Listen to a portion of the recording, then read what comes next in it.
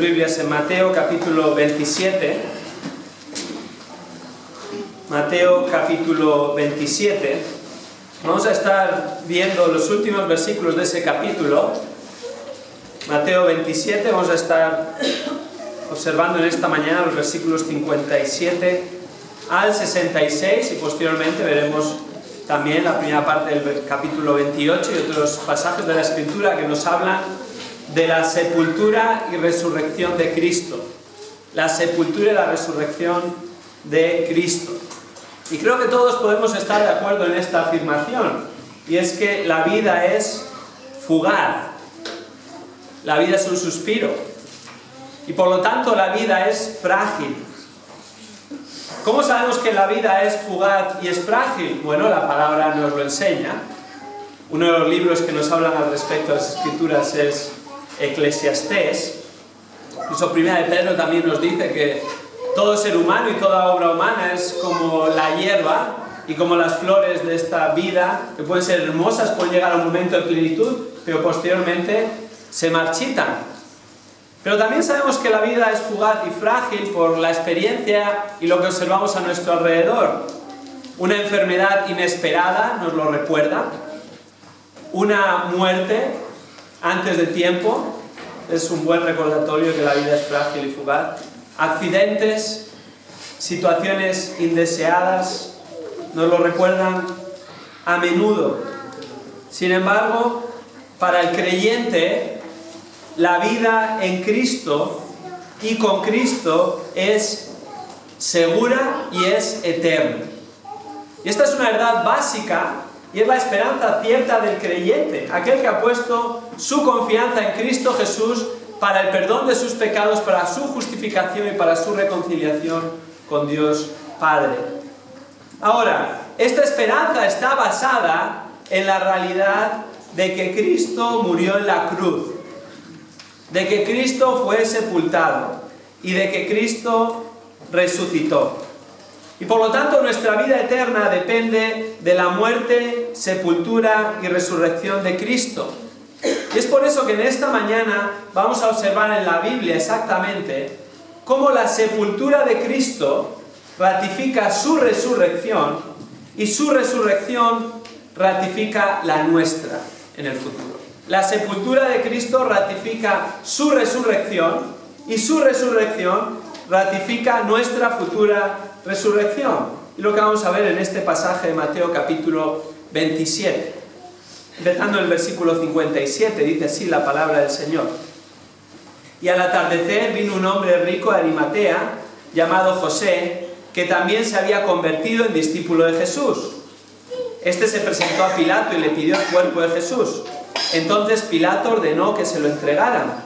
Tomando José el cuerpo, lo envolvió en un lienzo limpio de lino y lo puso en un sepulcro nuevo que él había excavado en la roca. Y después de rodar una piedra grande a la entrada del sepulcro, se fue. Y María Magdalena estaba allí, y la otra María sentadas frente al sepulcro.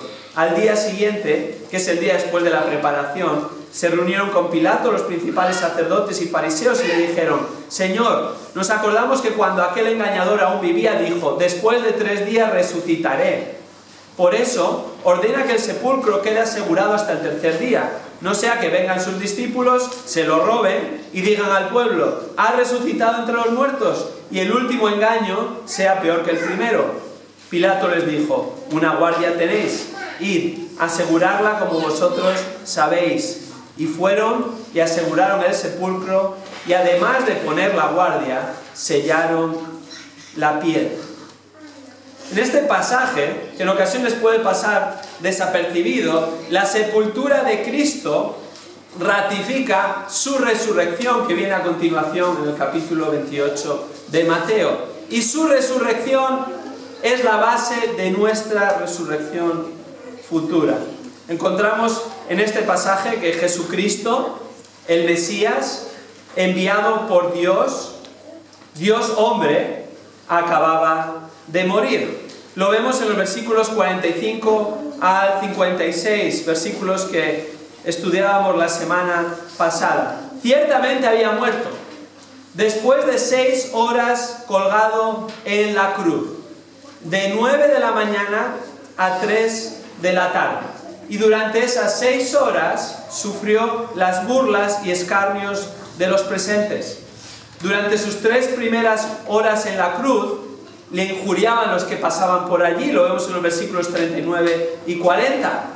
No solo los que pasaban por allí se burlaban de él, sino que los versículos 41 al 43 nos muestran que también se burlaban de él los principales sacerdotes, escribas y ancianos. Incluso el versículo 44 nos dice que los ladrones, principalmente uno, que estaba allí colgado junto a él, le injuriaban. Y todo esto con la burla suprema, que era el cartel que habían puesto sobre su cabeza: Rey de los judíos, burlándose de él. Durante las segundas 3 horas colgado en la cruz, las burlas continuaron. Algunos se tomaron a sorna las palabras de Cristo en la cruz. Como vemos en el versículo 47, que dice: este llama a Elías. O incluso cuando pronunció su 5ª frase en la cruz: tengo sed, se burlaron de él, tomaron una esponja y un palo de casi 1 metro y le dieron la bebida barata de los soldados romanos, agria. La burla continúa en el versículo 49 y dicen: deja, veamos si Elías viene a salvarle. ¡Qué escarnio! ¡Qué burla! Clavado en la cruz del Calvario durante 6 horas. Pero en realidad todas estas burlas son secundarias. Lo principal que vemos en esos versículos que nos relatan la muerte de Cristo son las palabras de Jesús que recoge el pasaje en el versículo 46. Cuando Jesús dice: Elí, Elí, lema sabactani, esto es: Dios mío, ¿por qué me has abandonado? La 4ª frase que recogen los evangelios que Jesús pronuncia en la cruz del Calvario. La fase central, no solo porque es la 4ª de 7, sino principalmente porque está explicando la obra que estaba realizando al morir en la cruz. Cristo estaba llevando nuestros pecados, muriendo en nuestro lugar, pagando la pena que nosotros merecíamos para dejar nuestro registro criminal delante de Dios en blanco, limpio, sin ningún tipo de antecedente. Imagínate. Viles malhechores, como nos describen las Escrituras, nuestros pecados cometidos hasta ahora y los futuros no entrarían en ningún registro civil, ni en ningún registro de ningún tipo. Y Cristo, pagando en la cruz del Calvario durante esas 6 horas, cargando con nuestros pecados, dejó ese registro totalmente limpio, en blanco. Él expió nuestros pecados. Él fue nuestro sustituto, una sustitución penal, es decir, Él pagó la pena que nosotros merecíamos pagar. Y Él lo hizo como Dios y lo hizo como hombre. El Dios hombre, 100% Dios, 100% hombre, plenamente Dios, plenamente hombre. Como Dios, solo Dios podía pagar por nuestros pecados en 6 horas en la cruz del Calvario. Algo que nosotros no podemos hacer ni siquiera una eternidad en el infierno. En ningún momento llega el punto en el que has pagado por tus pecados y entonces dejas el infierno, sino que aún la eternidad no es suficiente para pagar por nuestros pecados. Solo Cristo, siendo Dios, podía pagar por nuestros pecados y solo Él podía decir: consumado es. Completamente realizó la obra con un único sacrificio en la cruz del Calvario. Cristo murió por nuestro pecado una vez y para siempre, como Hebreos 10:10 afirma. El Dios hombre, como hombre, Él ocupó nuestro lugar. Los animales no podían ocupar nuestro lugar. Ningún animal en el Antiguo Testamento había podido quitar de manera eficaz y definitiva la culpa y el castigo por el pecado del hombre. Por eso tenían que cada año volver a entrar al lugar santísimo y volver a hacer sacrificios. Como afirma Hebreos 10:4, es imposible que la sangre de toros y machos cabríos quite los pecados. Solo Jesús, como hombre, podía hacerlo. Como afirma Juan 1:29, palabras de Juan el Bautista, predecesor del Mesías: he aquí el Cordero de Dios que quita el pecado del mundo. Y solo un hombre podía tomar nuestro lugar representando a la raza humana, revertir la situación que había causado el primer ser humano, el primer Adán en el jardín del Edén, como nos explica Romanos capítulo 5.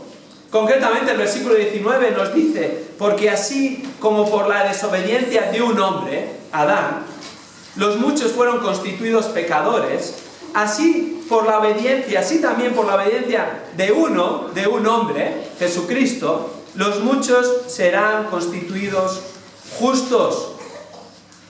¡Qué increíble! Cristo, Dios hombre, muriendo en la cruz del Calvario en nuestro lugar, y nuestros pecados fueron imputados a Él. Pasaron de nuestra cuenta a su cuenta. Y es por eso que Él murió. Porque como afirma Romanos 3:23, la paga del pecado es muerte. Como dice 1 Corintios 15:3, Cristo murió por nuestros pecados. Él fue herido por nuestras transgresiones, molido por nuestras iniquidades. El Señor hizo que cayera sobre él la iniquidad de todos nosotros, como afirma Isaías 53:5 y 6. Al que no conoció pecado, Dios Padre le hizo pecado por nosotros, 2 Corintios 5:21. Él mismo llevó nuestros pecados en su cuerpo sobre la cruz, 1 de Pedro 2:24. Y de esta manera, como afirma Colosenses 2:14, habiendo cancelado el documento de la deuda, nuestra deuda, que consistía en decretos contra nosotros y que nos era adverso, lo ha quitado del medio, clavándolo en la cruz. ¡Qué increíble! Cristo, en la cruz del Calvario, pagó por nuestros pecados. Tomó nuestro lugar y expió nuestra culpa. Solo Él podía hacer. Una vez y para siempre, en 6 horas colgado en la cruz. Él ni siquiera la causa de su muerte fue la cruz, porque en la cruz pasaban días los malhechores. Él en 6 horas murió. ¿Por qué? Porque como la Biblia dice, Él entregó activamente, voluntariamente el Espíritu. Él dio su vida, no su vida fue quitada. Y Él dio su vida en nuestro lugar por nuestros pecados para reconciliarnos con Dios. ¡Qué verdad más preciosa! Para la vida del verdadero Hijo de Dios que confía en Cristo como su Señor y Salvador. Ahora hemos sido perdonados por Cristo, por medio de su muerte. Él pagó. Como afirma 1 Corintios 6:20, por precio hemos sido comprados. Vaya precio. Su muerte en la cruz. Un precio que nunca podríamos pagar nosotros. Por tanto, ¿qué hemos de hacer a la luz de esta verdad? 1 Corintios 6:20 nos lo dice. Por tanto, glorificamos a Dios en nuestro cuerpo y en nuestro espíritu, los cuales son de Él. Ahora no somos nuestros. Ahora somos de Él, porque Él nos ha comprado. Nos ha hecho sus hijos. Y ahora somos posesión suya. Y tanto en cuerpo como en espíritu, todo nuestro ser ahora glorifica a Dios y desea glorificar a Dios. Jesucristo en verdad era el Hijo de Dios. El mismo centurión que estaba a los pies de la cruz, al ver todo lo que estaba sucediendo, al ver lo que sucedió en la cruz del Calvario, al ver los hechos sobrenaturales, al ver que de las 12 a las 3 se hizo de noche, algo que sería totalmente absurdo en unas circunstancias normales, que a partir de ahora se hiciese de noche hasta las 3 de la tarde. No solo eso, sino que hubo un terremoto. No solo eso, sino que el velo del templo se partió de arriba abajo en 2. No solo eso, sino que los muertos resucitaron y los sepulcros fueron abiertos. Y ante esa serie de acontecimientos inexplicables y viendo lo que estaba sucediendo en la cruz del Calvario, el centurión dijo en el versículo 54: en verdad, este era el Hijo de Dios. En verdad, Cristo es el Hijo de Dios. Él es el único que puede perdonar nuestros pecados. Él es el único que puede reconciliarnos con Dios. Ahora, el Evangelio no se ciñe tan solo a la muerte de Cristo en la cruz. Ese sería un relato incompleto. ¿Por qué digo esto? Porque 1 Corintios capítulo 15, vayamos ahí por un momento y dejemos un dedo en Mateo 27, donde vamos a volver al pasaje que observamos en esta mañana. 1 Corintios capítulo 15, versículos 1 al 4, es uno de los relatos más comprensivos y exhaustivos del Evangelio en pocas palabras. El Evangelio, la mejor noticia jamás contada. Y es lo que dice Pablo, fijémonos lo que dice el versículo 1 de 1 Corintios 15. Ahora os hago saber, hermanos, el Evangelio que os prediqué, el cual también recibisteis, en el cual también estáis firmes, por el cual también sois salvos, si retenéis la palabra, si os aferráis a la palabra que os prediqué, que os anuncié, a no ser que hayáis creído en vano. Él está diciendo, este es el Evangelio que os prediqué, por el cual sois salvos, si habéis creído en él y os aferráis a él, no vaya a ser que haya alguien que haya creído en vano. Y entonces en el versículo 3 les enumera el Evangelio que les había predicado, el verdadero Evangelio. Porque yo os entregué en primer lugar lo mismo que recibí. Y aquí está el resumen. Que Cristo murió por nuestros pecados, conforme a las Escrituras. ¿Qué más? Es parte del verdadero Evangelio. Que fue sepultado y que resucitó al tercer día conforme a las Escrituras. Sí, Cristo murió por nuestros pecados y este es el corazón del Evangelio, pero también parte fundamental del Evangelio es que fue sepultado y que resucitó al tercer día. Estas tres realidades es el núcleo central del Evangelio de Cristo. Ahora, volviendo a nuestro pasaje, Mateo 27, encontramos versículos 45 al 56, fijémonos, la muerte de Jesús, ¿verdad? Parte del Evangelio. Versículos 57 al 66, la sepultura de Jesús, parte del Evangelio. Y en el capítulo 28, versículos 1 al 10, la resurrección de Jesús al tercer día, parte del Evangelio. Los tres son verdades necesarias para el Evangelio de Cristo. Ahora, en esta mañana nos vamos a centrar en la sepultura de Jesús y en la resurrección de Jesús. Y principalmente vamos a observar en el final de Mateo, versículos 57 al 66, dos realidades de la sepultura de Cristo que ratifican su resurrección. Dos realidades de la sepultura de Cristo que ratifican su resurrección y su resurrección ratifica la nuestra.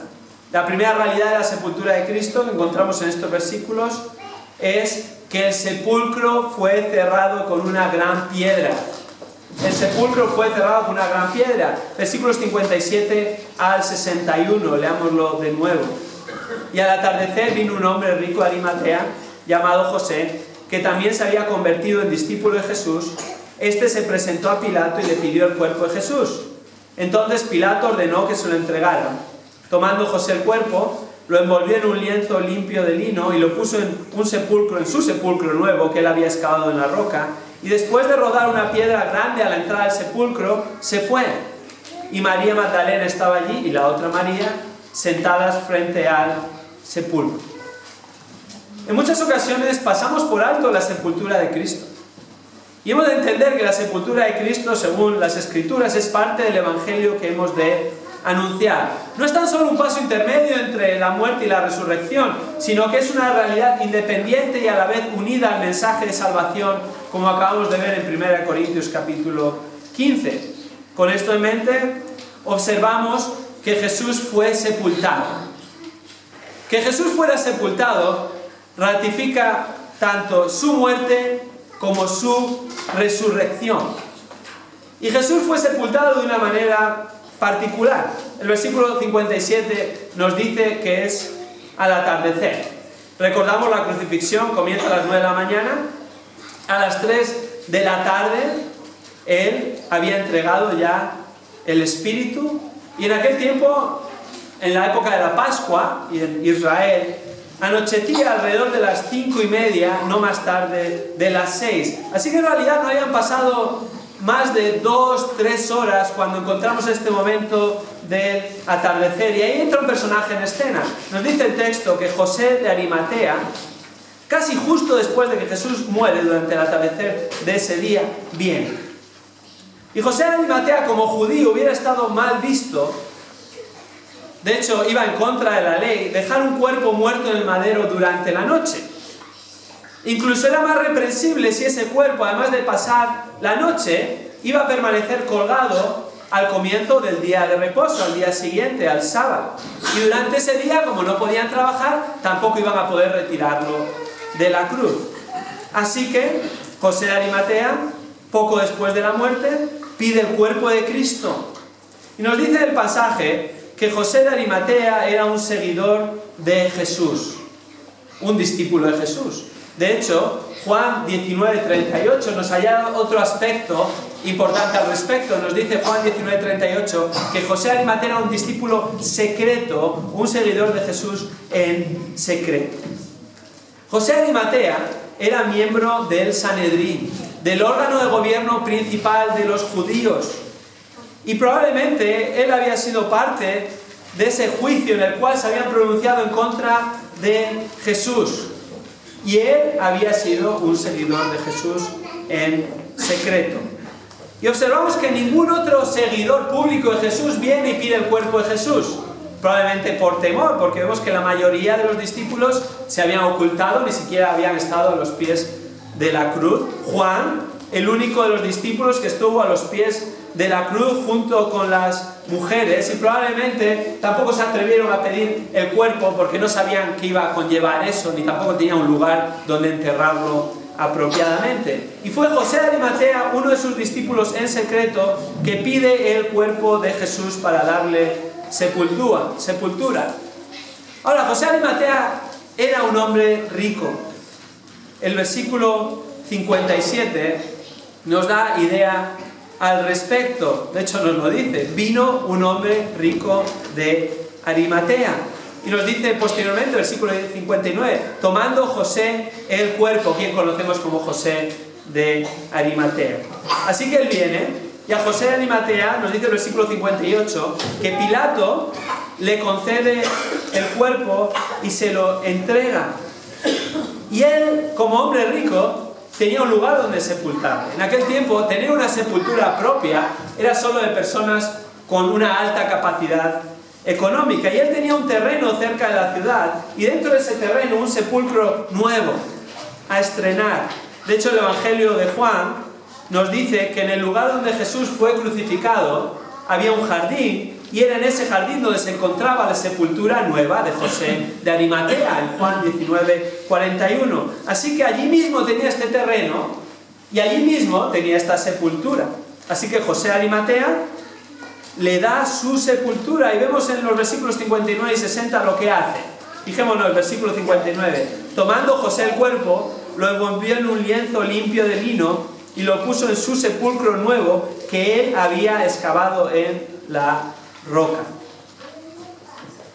Qué interesante, ¿no? Hasta ese momento nos dice Juan que había sido un discípulo en secreto, pero cuando Jesús muere no tiene temor, sale a la luz pública. Él toma el riesgo de pedirle a Pilato el cuerpo, lo cual era anómalo porque no era la familia la que pedía el cuerpo, y él se arriesga y él toma el cuerpo para darle sepultura, la sepultura que él mismo había excavado en la roca, una sepultura nueva, aquella que estaba reservada para él y para su familia. José de Arimatea no estaba solo. Juan 19:39 nos dice que Nicodemo estaba con él, otro de los principales, otro de los ricos. Nos acordamos de Nicodemo en Juan 3, cuando tuvo ese encuentro en la noche con Jesús. Es este mismo Nicodemo. Así que Nicodemo y José de Arimatea dan este entierro digno y generoso a Cristo. Entre los dos llevan el cuerpo de Cristo al sepulcro. Entre los dos le envuelven en una sábana de lino fino en señal de respeto y reverencia a Jesús. Y entre los dos tienen esta generosa cuantía de mirra y aloes. y con esto ungen el cuerpo de Jesús y le ponen en esta sepultura.